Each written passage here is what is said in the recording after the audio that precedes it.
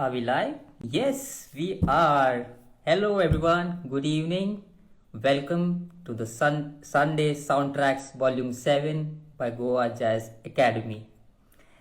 So, for those of you who are new to this place, I'm going to explain a little bit about what this soundtrack is all about. Just let's wait for the viewers to go to number 5 and then I'll begin. 3, 2, okay, we have 5 people watching. Let's do this. So, let me tell you a little bit about how we came up about with the idea of these Sunday soundtracks. Since we are going through these uncertain times now, we thought at the Academy, how do we create something that can help connect people and share the joy of music? And as we spoke, we thought about why not put together playlists for people to enjoy on a Sunday. And why not invite people from different walks of life, from like great artists of our contemporary times, and have them compile playlists for us that we can all share and listen to on a Sunday. And hence the idea of these Sunday soundtracks was born. And we've had 6 editions of this playlist so far, and today we are on edition number 7. I'm Srinath. I'm a drum faculty at the Goa Jazz Academy and I'm going to be your host for today. Thanks everyone for joining in.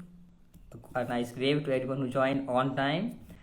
So today we have someone very special joining us.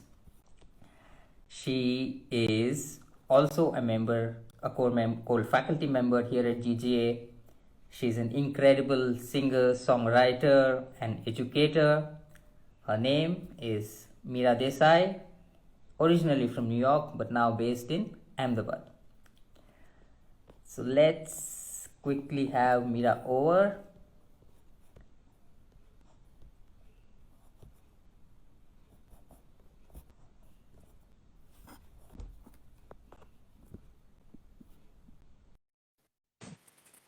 Oh, And there you are. Hi, Meera. Hello. Hi. How are you? I'm good, Srinath. How are you? I'm very well. We are so glad to have you today on the Sunday Soundtrack Volume 7 interview series. How are you? It's lovely to be here. So good, so good. I had such a fun time making the sound, like the playlist, and I was like listening to it for a while. I'm like, I forgot about these songs, So it was nice. Yeah. Like, nice Awesome. to revisit.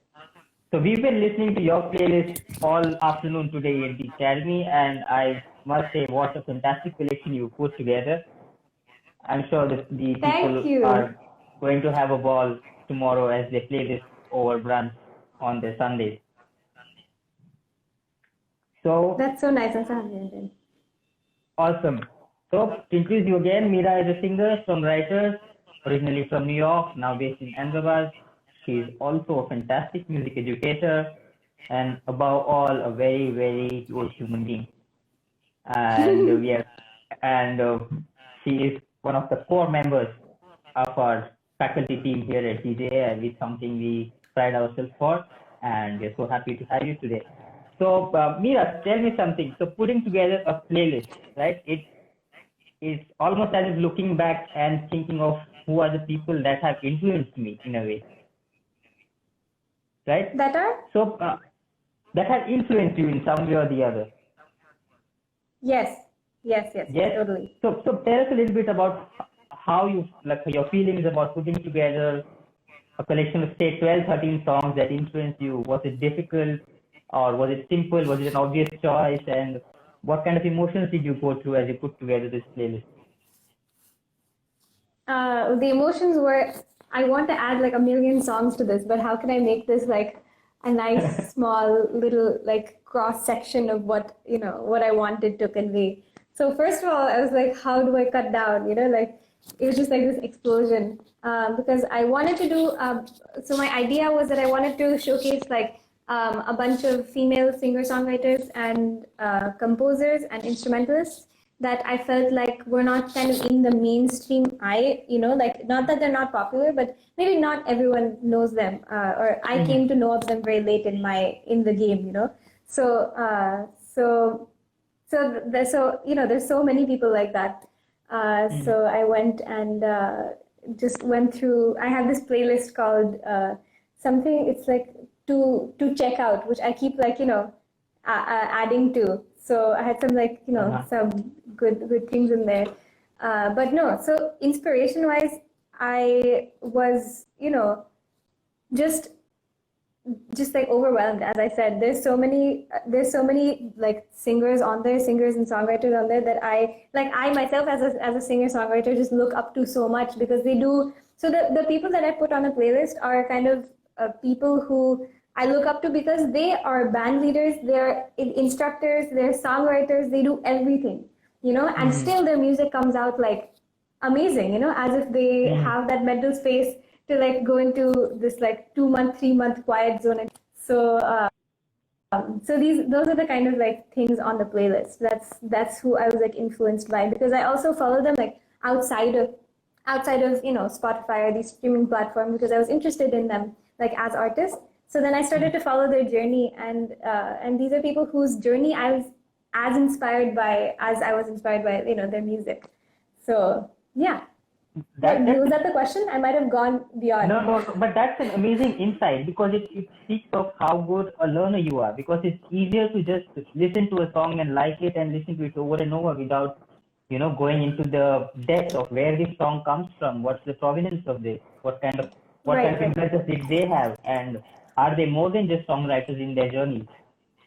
So this influence is far wider than just being influenced by the music. It's also about what makes that music happen.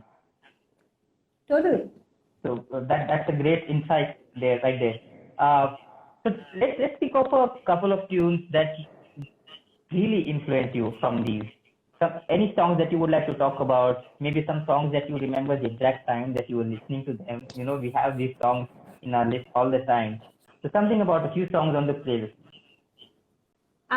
Okay, so if I had to pick a few, the first one is, it's just funny because it's the one that I learned of like through you. So it's the O Patu by Elian Elias. So that we, kind of, so Srinath and I were, you and I were playing in a band together, had like the fortune to be able to play with Srinath, who's an amazing drummer and just, again, amazing musician, like, and human being all around. But it was such, so this, that song made it on the playlist because I was listening to all of the versions of this tune called O Patu. And this was one that just like stood out to me, and again, it like prompted me to go look at like, oh my God, who is this? Who is this? So it's by Elian Elias, and she's a singer and a pianist, and she's just so like powerful, And at that time, I kind of was like seeking out more female instrumentalists because I just didn't have a lot of them on my radar. So I'm like, I should just seek them out, So that was around the time that Risa and I had like got to know each other. My friend Risa, who's a bass player, she was also like, we don't like.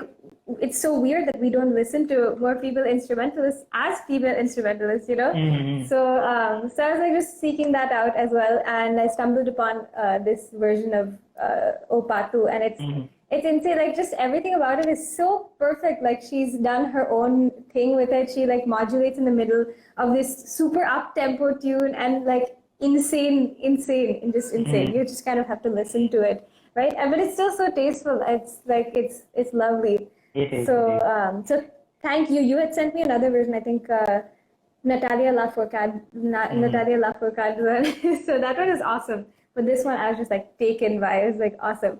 And then the other one is that I feel like is really lovely is this version of Skylark, but it's in I think it's in Tamil. I have to like, is it in Tamil? Would you know that? I don't know. It's not in Malayalam for sure. It's not in Malayalam. Okay, so I feel like it's in Tamil, but I'll have to verify that. So, but it's it's by this singer and composer called her name is Ganavya, and she's also doing some amazing work.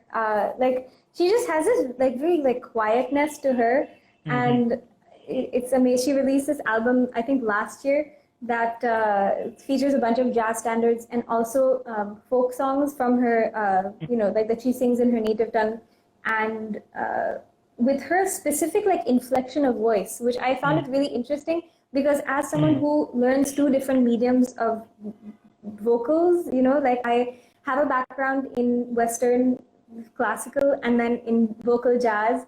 And then 7 years ago, I started learning Hindustani classical. So you have these different things going on in your like throat, in your vocal cords. You're like, I can do this, but I can also do this. And should I mix them? But should I not? And what if I mistakenly put this into this song?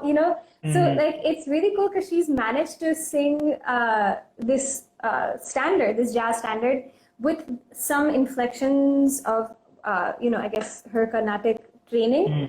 And it sounds so organic. It doesn't sound forced. It doesn't sound like she's trying to do fusion, It's just like that's her voice, and she's not trying to like make it specifically for one path. And and that's awesome. And it's objectively such a lovely version of Skylark. And it's like just one of those songs that's like quiet and beautiful. That's one. And the other one is, should I plug my song? I shamelessly put my song also in this playlist. So we can talk about that later. But I wanted to I wanted to do one more song, which was this song called Imagina, and it's by this mother-daughter duo. The mother is a guitar player and the daughter is a trombone player and a vocalist. And it's just this beautiful song, and I just found it so nice that it's a mother-daughter, and you can kind of hear that, like it's not always there, but sometimes when you hear like maybe sibling duos or family bands, like there's just something in their cohesion that's like different, and that like organicness is there, and it's like just a magical track, and it's like the first track on the playlist, and it's such a lovely, like I like waking up to it, and I like going to sleep to this track, so I put it like at the beginning of the playlist. Wonderful. Yeah, indeed it is. Yeah. I have to mention Ganavia's track. It's called Kili. Kili is bird in Malayalam and also in Tamil, I think. And okay. I will always remember that I heard that track this day, because I was taken aback when I heard Silas done so subtly, right, in the spirit of the song, without trying to cater to any genre as such. So that's a perfect pick, Meera. It's one of the standards that we both love so much. Yes. Yeah, right? Yeah. And to see it done in such tasteful manner, it was a joy to the ears. So another thing that I noticed about this playlist is that there are just 13 songs, and there are from 9 different nationalities. There's 9 different nationalities. There's Spain, there's Portugal, there's Russia, there's India, there's Canada, there's France, there's Brazil, there's Germany, there's UK. Yes. So it's not necessarily traditional music from these places, but singer-songwriters from all over the world. So I'd like to know how this global confluence came about. Did you start listening to such music because of your upbringing, or did you just develop a taste for music from all around? It's a little bit of everything. Upbringing wise, I think these are all songs that I more recently discovered. When I was growing up, I was more into like choir, and I was like all just into choral music, and into I guess more singer-songwriter stuff. And so I was listening to like pop and singer-songwriter.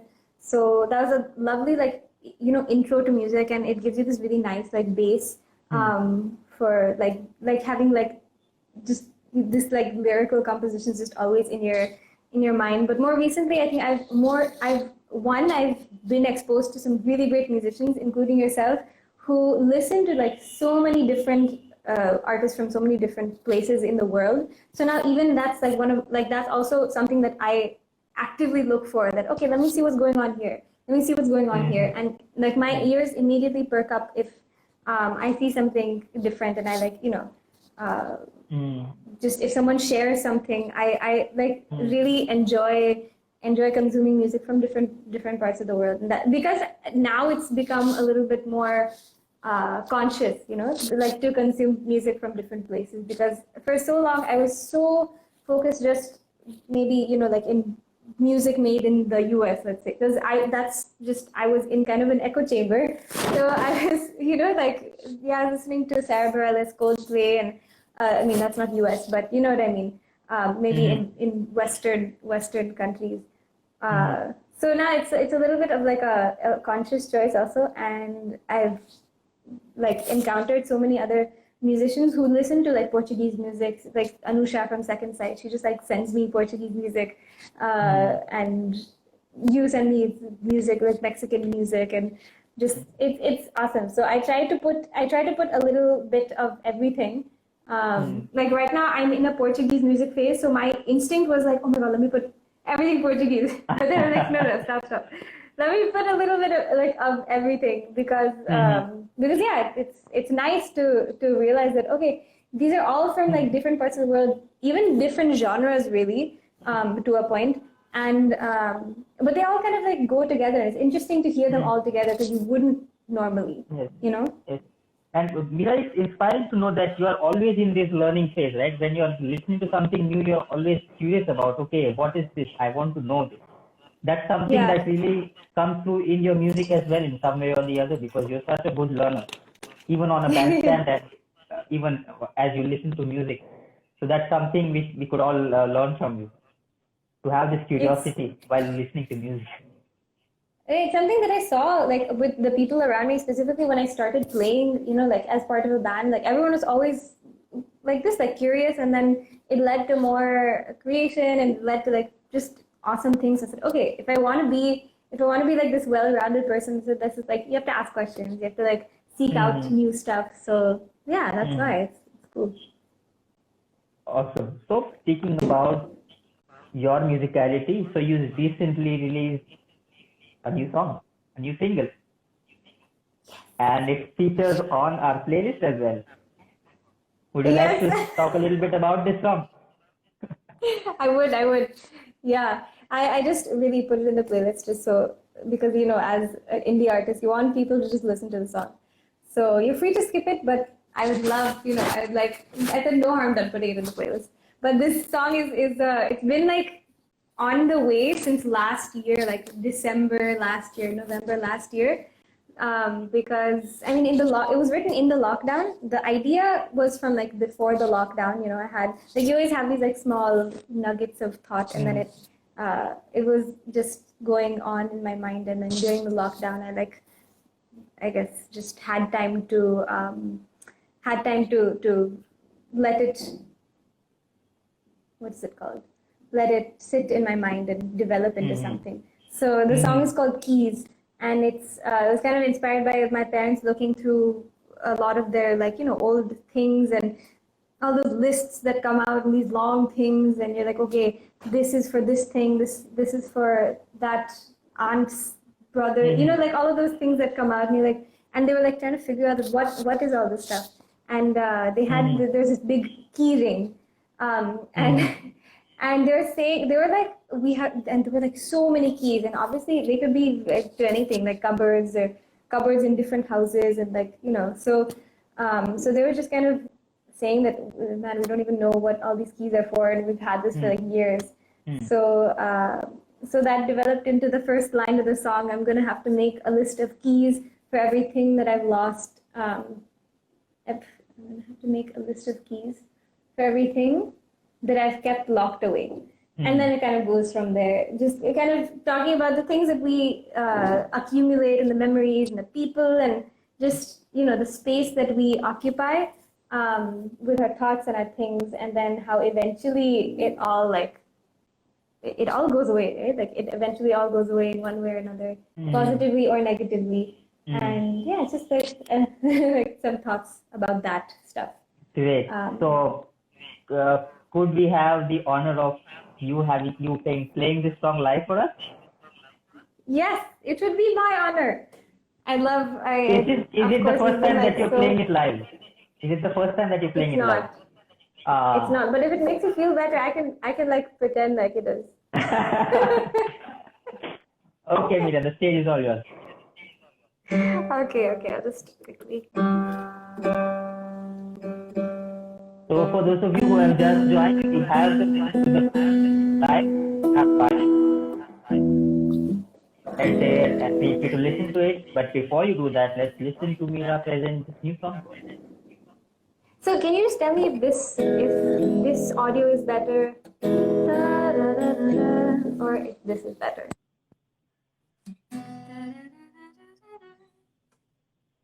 This or the first one, or is it the same? No. This one is okay. The one. This one is you okay? have to, yeah. Oh, awesome. And I'll use this. And so the song is super different from this. It's kind of a difficult song to play acoustically, but Okay, we have some requests that the first one was better. So let's switch to the first one that you had. Okay. All right, awesome. First, some people are saying second, some people are saying first, but okay. Oh no. Okay. Okay. First, good. Done. Yeah, so this is the acoustic version.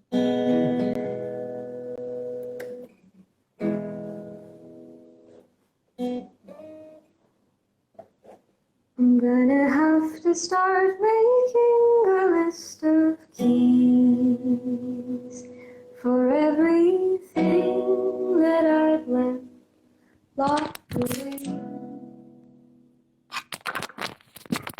I'll do it again. So many technical difficulties. Okay, you know what I'll do? I'll do this. Alright, done.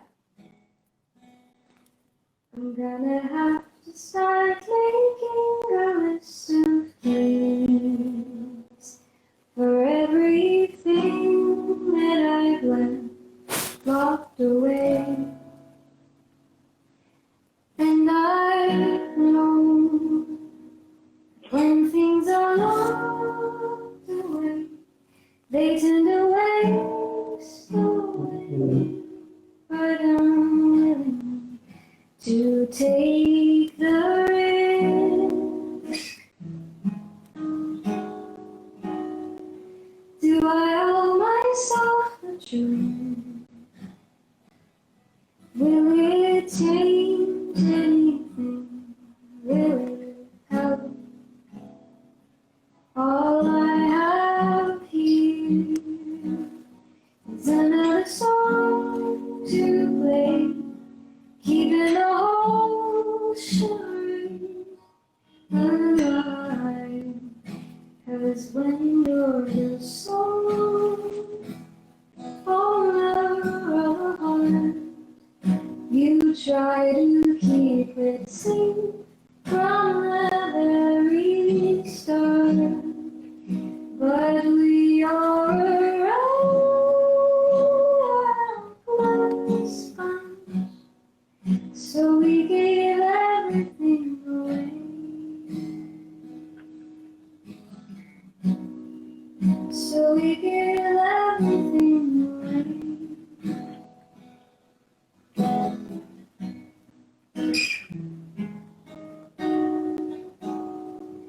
Will I tend to my own wounds first? Because I know what I've been doing wrong. All this talk, wanting to ease my pain, letting it eat me away. I was not willing to take the risk.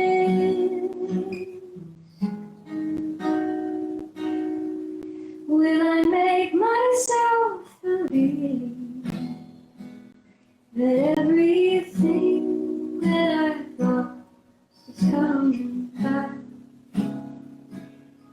I will heal, pick up and change my ways, or am I keeping the whole charade alive? 'Cause when you're the soul owner of the heart, you try to keep it safe from the very start. But we are a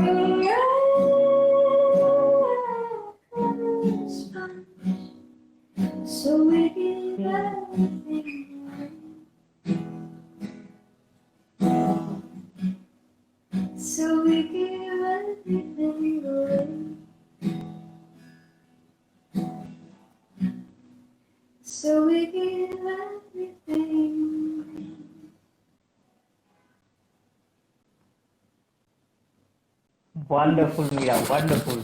I made a little poster for you. Wait, what is that? It says, "Go, Meera." Aw, that's so nice. Thank you. Awesome. So Aw. I must share that Meera had shared the very first scratch recording of this tune with me way back when the lockdown began, and from Yes. there, she like the song is so sophisticatedly arranged, and yet it takes only adds more things to the emotion of the song. It has been fantastically produced. Would you like to speak a little about how that song came from that scratch recording to how it sounds like today? Yes. Oh, it's such a journey. First of all, thank you so much, Vasundhara. It means so much. I love your music and you're amazing. Thank you, Karan. Thank you, everyone. I'm seeing a lot of people comments. I just want to say thank you so much. Nikhil says my morning coffee is tasting better today. He's in Mexico. That's so awesome. It's morning over there. Oh wow. Well, happy to be available. Thank you. That's so lovely. But yes, so this is how I shared the song with you. This is how you heard it in the beginning, and then I brought it to my producer Raag Sethi, and he always has like so many ideas for making. Well, basically he has this like really awesome ability, which so I come to him with my ideas that I can't execute, and then he somehow puts it into music the way that I can't do it, and then he adds his ideas also, which are always like just amazing, and he puts it in, and like that's the version that's out right now, and I'm really happy that that's the version, because obviously there's always like things that you want to do, things that you want to add to a song, but you don't always have the ability or the the mind space to do in that moment. And it's really interesting to be able to reflect these ideas, or to bounce this song off of someone that is like as invested in your music as you are. And that's what Raag is. So it's really cool. And also it helps that he's a really talented musician and has this ability to like understand that, okay, this is this genre, this is this artist, and this is this, like this is the vibe that she's going for. So I'm not going to add this lick here because it wouldn't fit, even though even if it fits musically, So, and that's like, it's a small thing, but it's a really nice trait to have in a producer and in like a, like writing partner. So that's awesome. So yeah, and check out. So that's also the something I'll talk about maybe later. The work that we're doing at Compass Box Studio, the work that Raag is doing, and yeah, we can talk about that, or we can talk about a little bit later. Whatever Cool. is good. No. We touch upon that. It's really. Yeah, but Yes, it's a fantastic but song. that's the process. It's my favorite song of the playlist. Okay. No, that's crazy, but thank you. It is. So let's speak about this other aspect of your journey, that you are also a music educator, and an extremely competent one, I must add. And yeah, we are so happy to have you as a faculty member at the Goa Jazz Academy.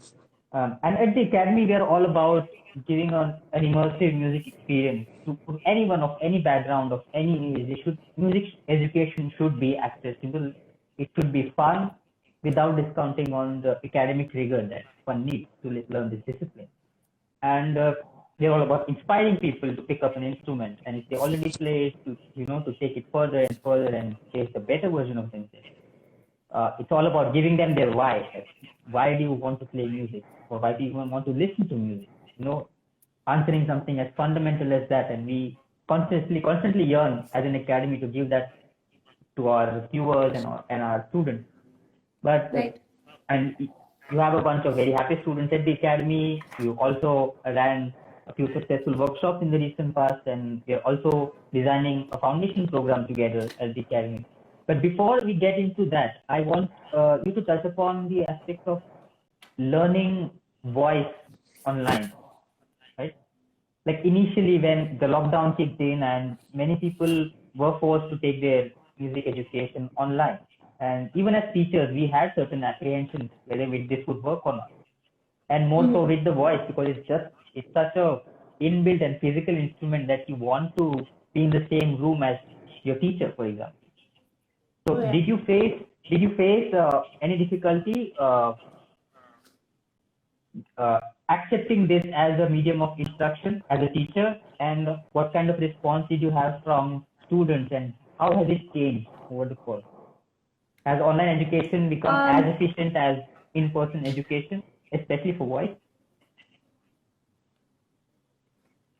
Okay, yeah. Lot in that question. Sorry, I was putting my phone to charge. That's why I was being phony.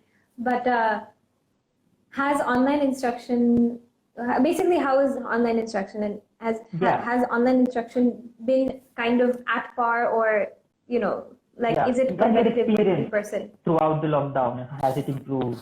And any suggestions you might have for students regarding? Yeah, so it's been really, really interesting. It's really crazy that I started teaching at the Goa Jazz Academy during this year where I couldn't even, kind of visit and do any in-person classes. So it's a lot of learning and unlearning and creative solutions and things like that. So definitely at the beginning I was apprehensive, but at that point there was no other option. So it was just okay, one of those, the only way to go is up. So a lot of research on tools that you can use to teach vocals and music online. Actually, there are so many, and I think we don't realize. And I keep sending them to you. You keep sending them to me. So it's cool that I think that's how in the beginning at least I got a lot of suggestions from other people. I saw how other people were teaching, and I saw what is a creative and fun way to teach online. I tried to kind of put myself in the shoes of the students, which is interesting because so one thing was good because I am technically we're all students, but I learned Hindustani classical music from my Guruji still. So I had that perspective of being this online student. So I was kind of taking from that also, saying, okay, what do I need? What do I feel is missing here? If I was a beginner, if I didn't have that connection already with my Guruji, what would I need to feel that exchange, of knowledge and stuff. So I think it was just a lot of not doing cookie cutter, lesson plans and things like that, because those work really, really well for, for in-person classes, cookie cutter lesson plans. Even if they're great lesson plans, they're not right for each student. So what I started doing was to just, really, really see, okay, what does a student need? What is a student lacking in terms of what do I need to give them? So it was a lot of that, and it was a lot of finding fun music games online, and just taking breaks also, having musical games and things like that, and not having the goal be, okay, you're going to learn how to do this song, you're going to learn how to sing this song. If you sing one note out of tune, it's wrong, So I tried to not do that, and it kind of worked out really well, because I feel the students, even though admittedly it took a bit longer time for them to maybe learn a concept, by the end they actually wanted to learn the concept, they it wasn't they're dragging their feet and saying, okay, yes, this is an eighth note, this is a quarter note. It was it's an interesting, right. But becomes do you find students also being more accepting of a music education online? So yes and no. One is the younger students. If you keep when I keep them occupied, yes, definitely. They're really receptive to new ideas and new games and new concepts.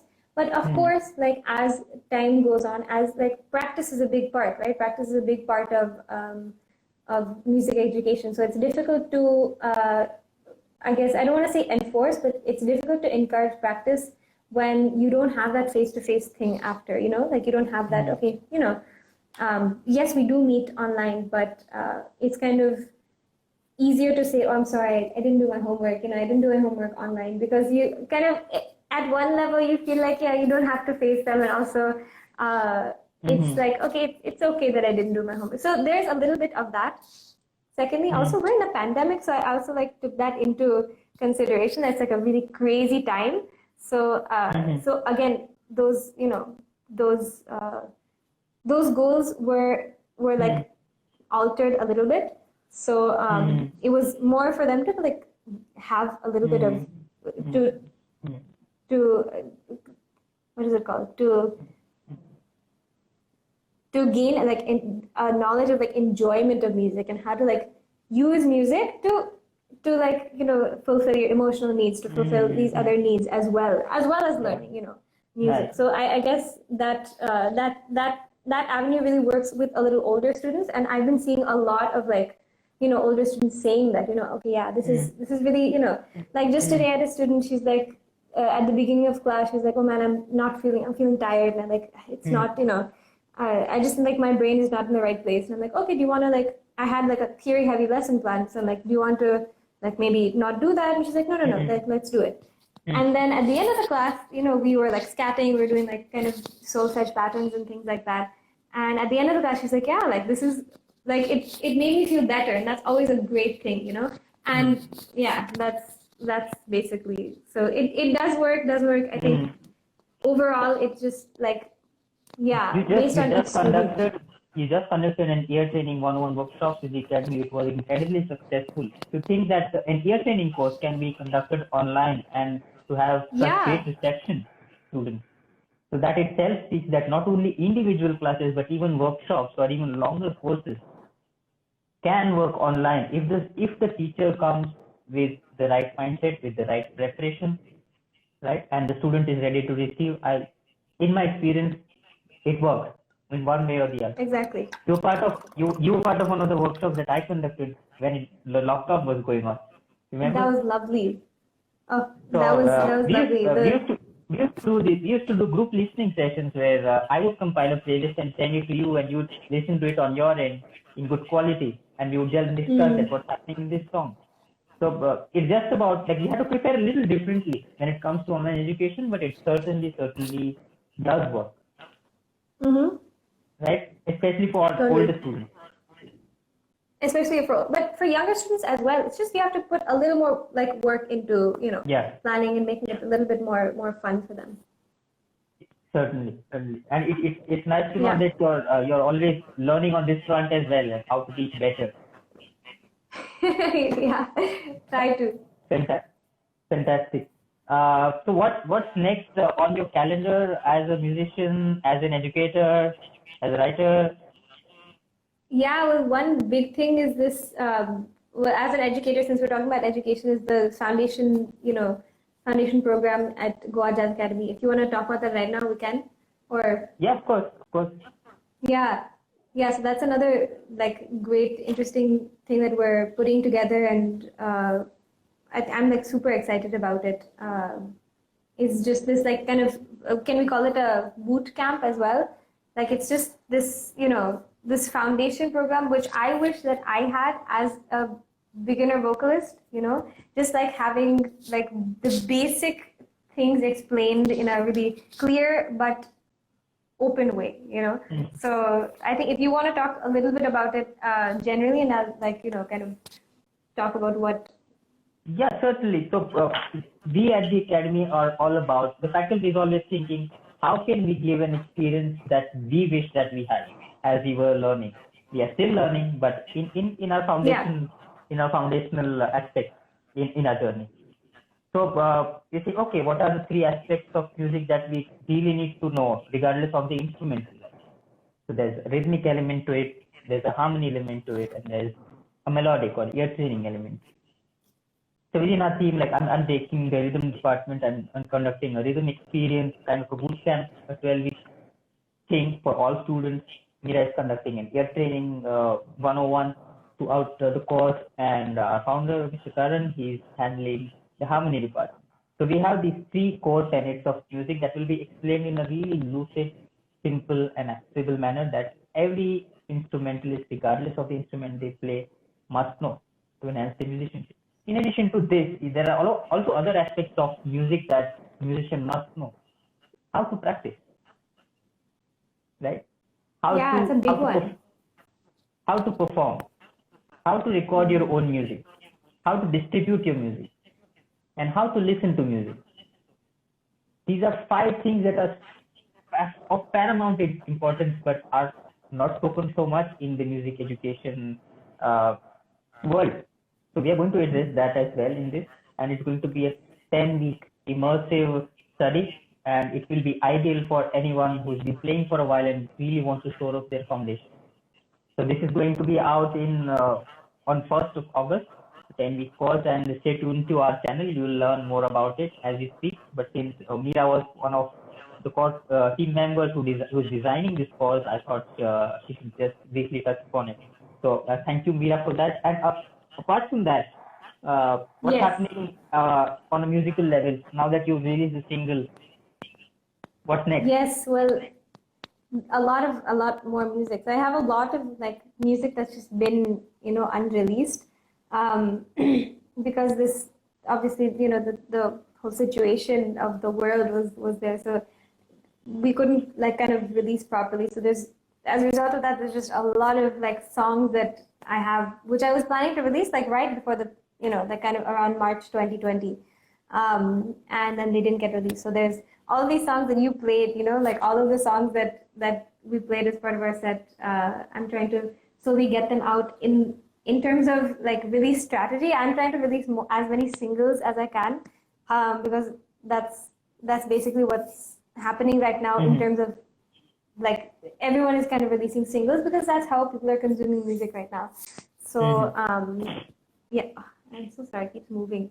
But what I'm really excited about is I'm working on a few collaborative, songs. So the first one that's coming out hopefully in a few months, or maybe at the maybe a little bit longer than a few months, is this one song that we wrote, that I wrote with Sangeeta Bhattacharya, who's an awesome singer. Also, she also writes her own original music and releases it. And it's a song called Imagination Avenue. And we wrote it during the lockdown as part of like this Instagram kind of game, I guess she was playing. She'd asked some people for maybe like a few words or a story, and then we would, she would like ask one of her friends to write a song with her. So this was inspired by basically just someone just sent in a few words, and then we wrote a whole song about it, and now we're releasing it. So I'm really excited about that. So that we're releasing next, and then my originals are just going to keep now coming out. So that's the goal, hopefully. Yes, we need music to come more regularly from your end. We have to wait a long time since from your last EP to this single. Yeah. Yeah, I know. So we hope that's the goal. The good music keeps flowing to our ears. So thank you. Everyone in the audience, thank you so much. The playlist is live as we speak. You can, after this chat, go and have a listen and have a really good time listening to these amazing singer-songwriters around the globe. Any parting messages for your listeners, Meera? No, just I hope you guys enjoy the playlist, because they're all like each song is so special to me, because I kind of discovered it at a different time in my life. So I have like so many stories about each song. So I'm excited for you to like, I discovered each song differently, and I listened to that song like over and over again at a different part of my life. So in my head, that song is kind of this like time capsule of that moment. So I hope that some of those songs become that for you. So that'd be awesome. And if you want to follow my journey or follow my releases, you can follow me at Meera's Melodies. And you can listen to my new song that's out now on all streaming platforms. You can go to my bio and listen to it. That would be awesome. Yeah. And thank you so much, Srinath. This is so awesome. I haven't like talked to you like this in a long time. So it's awesome. No. It was a delight chatting with you, Meera. Thank you so much for putting together this wonderful playlist for us. I am sure everyone is going to love their Sunday brunch. Yeah, I'm so happy that Karan and you like asked me to do it. This is awesome. Thank you. Awesome. Thank you. So everyone who's been patient enough to stick till the very end, thank you very much. Please follow us I'm sure many of you do already, but please follow us and engage with us on our social media channels. If you'd like to hear more from us in a more official manner, we do release a monthly newsletter for which you can subscribe. Just drop a direct message to us, send your email, and you'll have the June newsletter delivered to your inbox very soon, in which we discuss all that's happening at the Academy and beyond. And we are also having a few interesting programs. As we mentioned, there's going to be a foundation music program that's going to be rolled out in August. We also have a modular synthesis program, a very interesting one being conducted by Azan Khan. That's going to be live in sometime in July. We are also having private lessons online because of the pandemic, but you're welcome to connect to us, and if you want to learn, if you want to grow musically. And next week, we have a talented saxophone player from Delhi called Abhay Sharma, who is going to put together a playlist for us. So stay tuned, and we look forward to that as well. Thanks again for everyone for sticking till the very end. Thank you very much, Meera, for this interview and this playlist. And I wish you all a very good night. See you very, very soon. Bye.